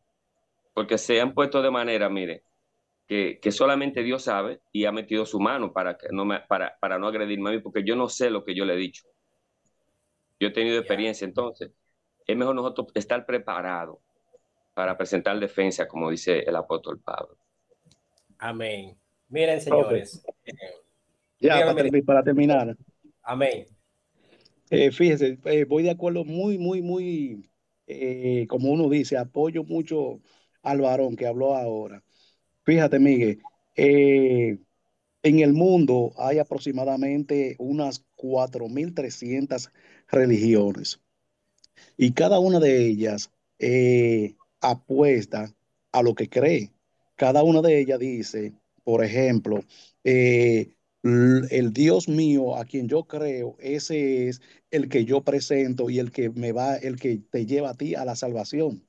¿Tú entiendes? Correcto. Pero también cada uno de nosotros entendemos por lógica que 4.300 religiones nunca se van a poner de acuerdo para decir todas que van a llevar al mismo sitio a la persona. Nosotros, como dice el varón, tenemos que, dice Pedro también, debemos que estar preparados, prestos para presentar defensa del Evangelio. Cuando nos juntemos con quien sea, debemos enfrentar a la persona. Y otra cosa, dice la Biblia, algo muy importante que debemos tener cada uno de nosotros, y es con humildad presentar el Evangelio. Así lo dice el apóstol Pedro. Así que es bueno que nosotros entendamos que a pesar de que hay tantas religiones y ninguna concuerdan entre sí, que nosotros estemos preparados para llevarle el evangelio como es, el correcto evangelio, y no obviar a las personas, aunque muchas veces hay personas que prefieren, para no discutir, tomar de esta forma y mejor obviar a esa persona, pero también la palabra de Dios nos enseña que nosotros debemos enseñar su palabra, pero hacerlo de una forma humilde, así lo dice el apóstol Pedro. ¿De acuerdo? Amén. Bien, gracias, ministro. Miren, lo primero que en el sentido de que las escrituras, así como ustedes han postulado, la escritura hace una recomendación, en este caso el labio de Pedro, que Pedro dice que nosotros debemos de estar preparados, ¿verdad? La palabra presta ahí que vaya preparado para hacer defensa de nuestra fe.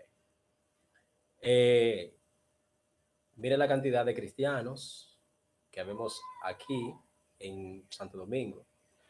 Y usted, la cantidad de cristianos que ingresan a la universidad a estudiar teología descontaminada. Cuando le digo una teología descontaminada, es que las universidades enseñan una teología que no responde a ningún concilio ni a ningún movimiento. No hay compromiso con muy poco. Ustedes saben que los institutos bíblicos enseñan de acuerdo a la visión del movimiento, preparan obreros, ¿verdad?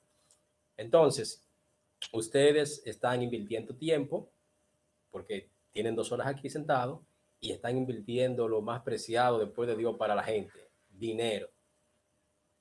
Entonces, señores, el estar preparado, aunque es una recomendación para todos, lamentablemente, solo unos cuantos estamos en condición de atender ese llamado. ¿Por qué? Bueno, porque los tiempos van evolucionando y hay una máxima filosófica que dice que las ideas envejecen, ¿verdad?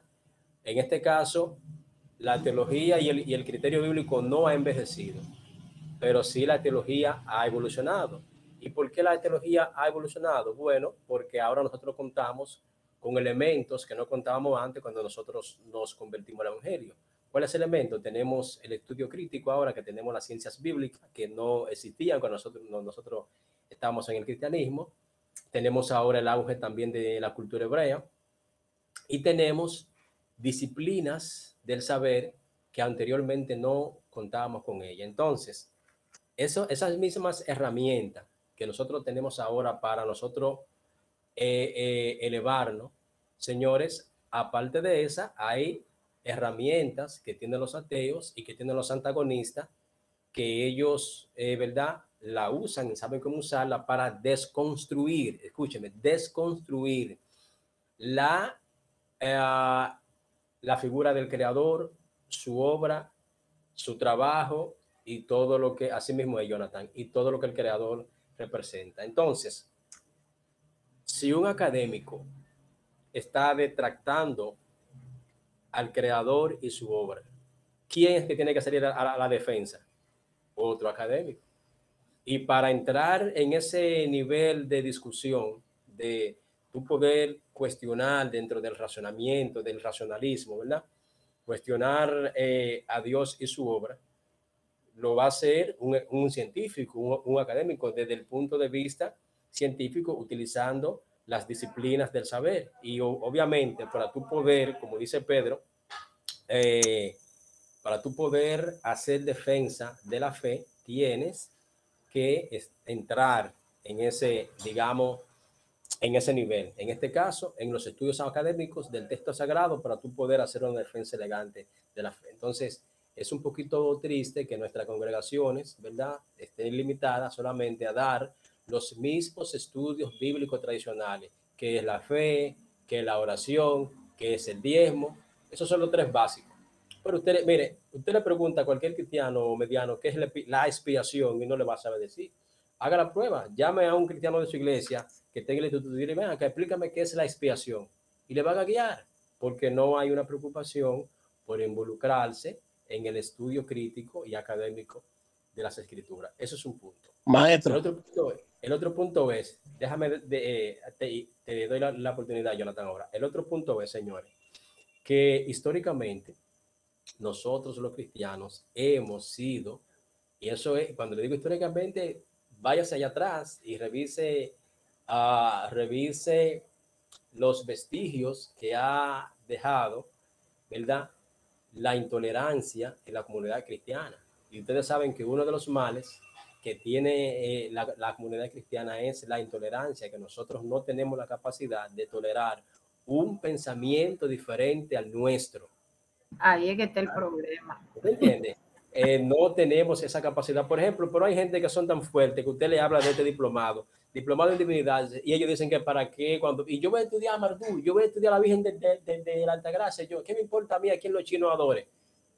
Porque su nivel de conocimiento, su nivel de conciencia está extremadamente bajo. Entonces, esa gente, cuando le toca presentarse con un académico, con un científico en el área, que cuestiona los asuntos divinos, obviamente va a ridiculizar el evangelio porque no tiene nivel.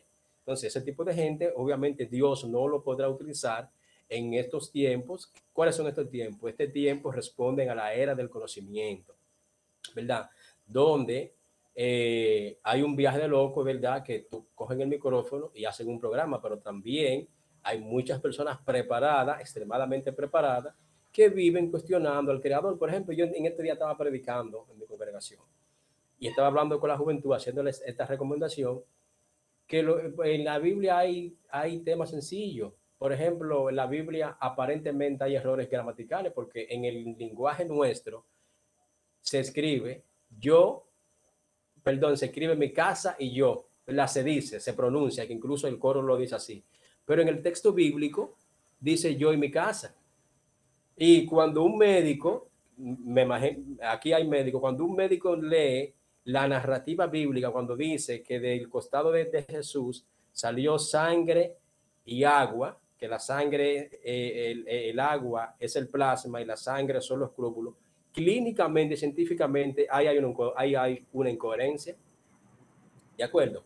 Porque la sangre no puede salir primero, tiene que salir primero el plasma. Pero entonces, ¿por qué realmente, si el agua debe de salir primero, dice la escritura que fue la sangre? ¿Y por qué Josué dice que mi casa y yo, o yo y mi casa, ¿verdad?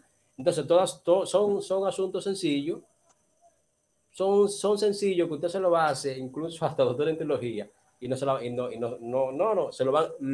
van a teologizar, van a hacer teología con el texto.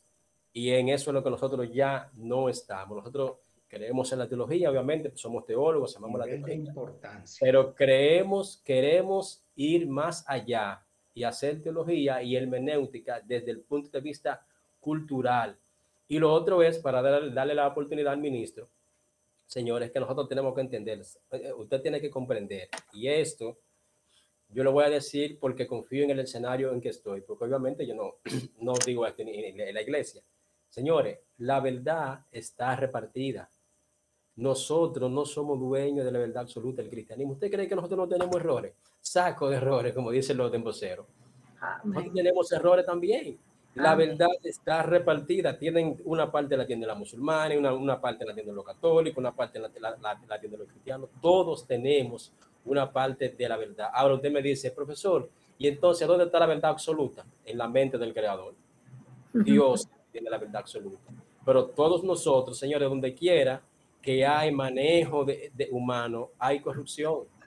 Donde quiera que hay manoseo del hombre, hay corrupción. Y ustedes saben que los postulados, los planteamientos, las tesis, las creencias, la mitología, el concepto de divinidad, todo eso está viciado por la naturaleza pecaminosa del hombre. Entonces, donde el único lugar que usted puede encontrar excelencia es en el seno del Creador.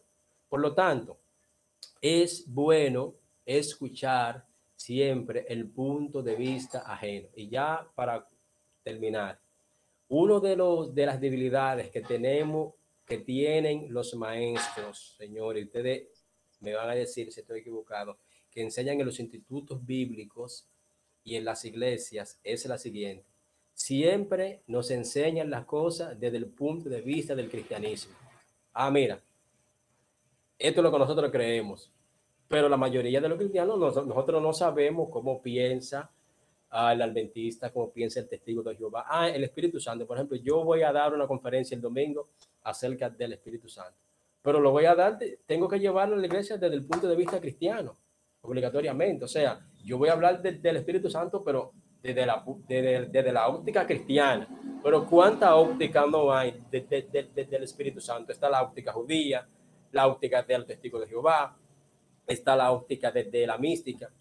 La de nosotros es la correcta. O sea, tiene que ser la del cristianismo, que es la correcta. ¿Y por qué tiene que ser obligatoriamente correcta la de nosotros? Usted dirá, bueno, varón, la de nosotros es que más se ajusta a las escrituras, pero eso lo decimos nosotros. Pero la verdad absoluta, vuelvo y repito, solo la tiene el Creador. Por lo tanto, lo que dijo Montilla es realmente una premisa que nosotros debemos de conservar, y es que nosotros debemos de analizar o de estudiar los métodos con que vamos a abordar a las personas. Señores, la neurociencia es una ciencia, ¿verdad?, moderna que estudia el comportamiento del cerebro en cuanto a la capacidad de su aprendizaje y otras capacidades cognitivas. La neurociencia ha etiquetado a nuestro Mesías, a nuestro Señor, al Señor Jesucristo, como el pedagogo más brillante de todos los tiempos. La neurociencia dice eso acerca del Mesías. ¿Por qué?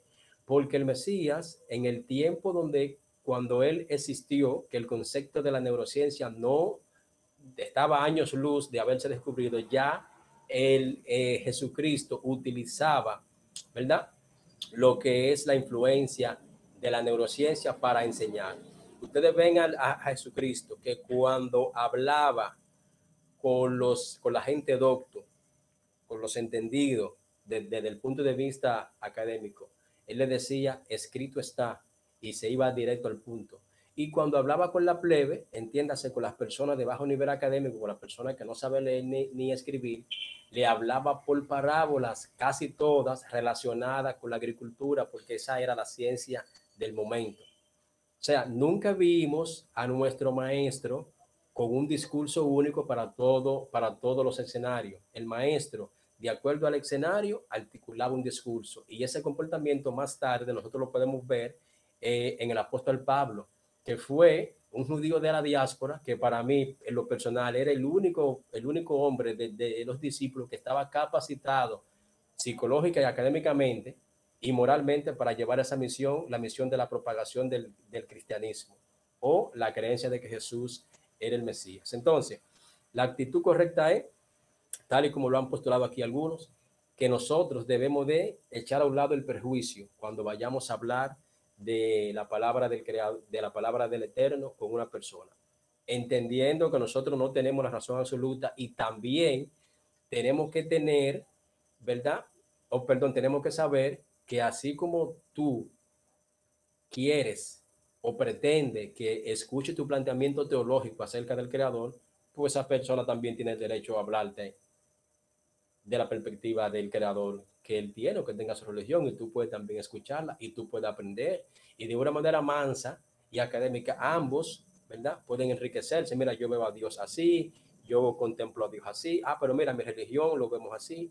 Y como diría Máxima, en ese ambiente, como diría Sullivan, en ese ambiente, ¿verdad?, de diálogo, el Espíritu Santo va a hacer su obra. Lo que pasa es que el Espíritu Santo no puede trabajar cuando hay prejuicio, cuando hay ego, cuando hay disensión, cuando hay orgullo. Esos son los elementos que en la mayoría de los casos se presentan cuando un cristiano dialoga con una persona que no es de su religión. Señores, vamos a tener que dejarlo aquí porque yo tengo que entrar a clases, pero no antes de darle la oportunidad, nos quedamos en el tema,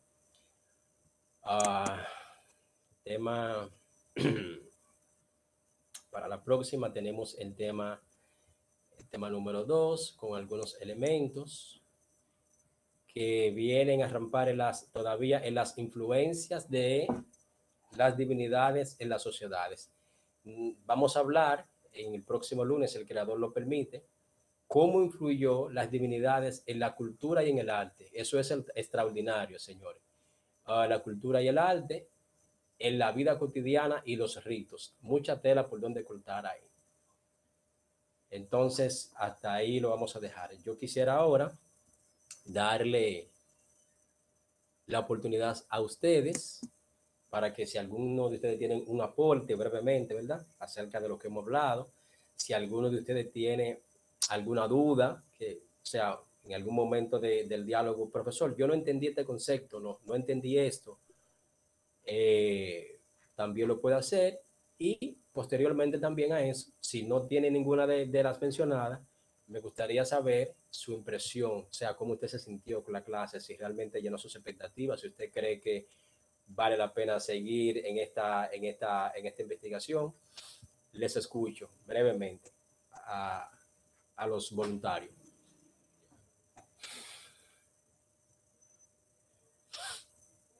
O no me escucharon o no hay voluntarios. Aquí está. Voluntario. Excelente. Okay. Iniciamos con Flérida entonces. Excelente la clase, muy buena. Okay. Bien. ¿Quién más? Yo, Miguel, esa clase está fuera de orden, demasiada clase, muy buena. Bien, excelente. Digo, no fuera de orden, sino fuera de liga, pasada de liga, porque esto está fuerte. Sí, estamos iniciando, apenas estamos iniciando. ¿Quién Como más? dijera alguien ahorita, está divina. Divina. Ahí vio por aquí, como dijo la sierva, muy divina la clase. Amén, amén. Excelente la clase, excelente. Que siga aportándonos más a nuestra fe, a nuestro conocimiento, así para debatir. Seguimos el camino. Seguimos el camino. Muy Señores, buena, muy buena. Como todas las clases que usted ha impartido, todas me han gustado. Amén, amén. Y bueno, realmente, señores, apenas que estamos comenzando, apenas que estamos iniciando. Todo, ustedes van a ver cómo lo que nosotros vayamos adentrando en este diplomado, cómo las narrativas bíblicas van a tomar para usted otro sentido. Y cuando le digo otro sentido, no es menor, sino mucho mayor. Cómo se le va a elevar el conocimiento en cuanto a los eventos bíblicos y en cuanto a la concepción, vuelvo y repito, de su creador. Usted no va a ver a Dios igual, sino es un conocimiento de su creador extremadamente maravilloso, maravillosamente maravilloso, como decimos aquí en Dominicana. Bueno, señor, entonces recuerden la tarea para el próximo lunes. Van a averiguar qué es el Cala y desde el punto de vista suyo, usted me va a decir si usted se lo aplicaría al Dios de Israel. O sea, usted puede ser que usted entienda que sí, Bueno, profesor, yo se lo aplico porque sí, porque entiendo que Dios cumple con otros elementos. Y yo no se lo aplico esta métrica porque entiendo que no, o sea, no se lo aplico por tal o tal razón. Pero sí averigüense que eso, yo sé que es un documento que la mayoría de ustedes no lo conocían, pero precisamente para eso es que estamos, ¿verdad? Acuérdense que yo le dije que iba a ser más académico y cultural. Así que vamos, ustedes se van a encontrar aquí con tareas de investigaciones, de cosas que tradicionalmente ustedes no lo venían viendo en los institutos porque estamos despegándonos un poquito de la teología, entrando a la academia, a lo académico y a lo crítico, para entonces regresar a la teología y hacer una teología más limpia. ¿De acuerdo? Entonces, señores, si no hay más nada, si no hay una pregunta, si no hay otra aportación, pues lo dejamos hasta aquí y el próximo lunes a la misma hora y por el mismo canal, como decía Chespirito. Una pregunta. Dígame, ¿Van a subir la clase? ¿Está grabada? Sí, claro, en el grupo, obviamente, sí, para que usted la repita después. Y también, señores, las personas, hoy hicimos las clases abiertas, ¿verdad? Para que las personas que no han pagado y querían pagar no tuvieran esa clase atrasada, ¿verdad? Y también algunos que quizá no se animaron, ya entraron al diplomado, ya ven lo interesante que está, cómo vamos. Así que los que no han realizado su pago, tienen que realizarlo porque la próxima clase ya vamos a separar el grupo, vamos a separar los cabritos de las ovejas. Ay, Dios mío, vamos a separar, ¿verdad? Lo que pagaron de lo que no han pagado. Entonces la próxima clase sí será solamente con el grupo que completó su inscripción. Así que ya ustedes saben, esta fue abierta para el grupo completo, como un acto de sadacá, ¿verdad? De misericordia. Pero ya la próxima clase ya es con el grupo de los hermanos que han completado su inscripción. Así que ya ustedes saben. Repito la tarea, definición del Calan y el concepto suyo si usted se lo aplicaría al Dios de Israel. Si no hay más nada, vamos a dejar que mi distinguido hermano Radamés Hilario desgracia